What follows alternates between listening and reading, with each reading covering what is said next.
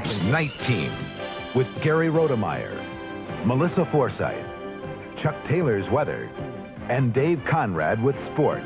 AM and WHAS-TV is promising no changes at the radio stations. The final Bingham Family properties were sold to Clear Channel Communications of San Antonio, Texas. The high bid was just over $20 million. The company's president, L. Lowry Mays, met with radio employees trying to allay concerns that Clear Channel looks only at the bottom line. Some employees had signed a petition asking the Binghams not to sell to this company. Now they're waiting to see if Clear Channel will maintain the current quality and staff. And what now for the Bingham family? Only the formalities of selling their media properties remain, and as John McGrath reports, today both father and son were looking to the future. The sale of the radio stations is for Barry Bingham Sr. the end of decades in the news business, and he says it leaves him with an empty feeling. But he's looking toward the future. Anything of that kind which has been going on for so long and has dominated one's life to such an extent is bound to be a little painful when you come to the end of it. But there are other days ahead. The sale of the Bingham properties also leaves a hole in this community, a community where the Binghams have been a powerful force.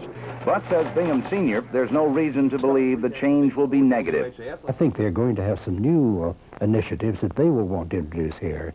I can only believe that'll be good for the community. The same people can't always be abreast of everything that's new and good. And I think some of the new people who come in may have different ideas which will prove to be even more valuable. For his son, Barry Bingham Jr., the past few months since his father announced the impending sale of the Bingham Empire have been frustrating. My father said it's a liberation. I never felt that this was a prison, so I don't really feel liberation was necessary. If I'd been given my choice, I would have kept on doing what I was doing until retirement, preparing members of the next generation of the family to take over these companies.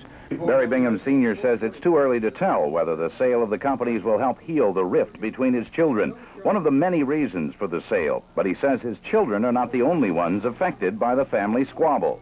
Thinking now about my grandchildren, of whom there are 9, extending in age from about 6 months to 24 years old. And those young people have got all their lives ahead of them. I do hope in the long run it's going to prove to be liberating for them. For Barry Bingham Jr., the sale of the properties will probably mean moving out of Louisville. I'll live where I work, and in communications, we've just sold just about everything there is in town, so it'd be sort of hard to be in communications and not work for one of these companies.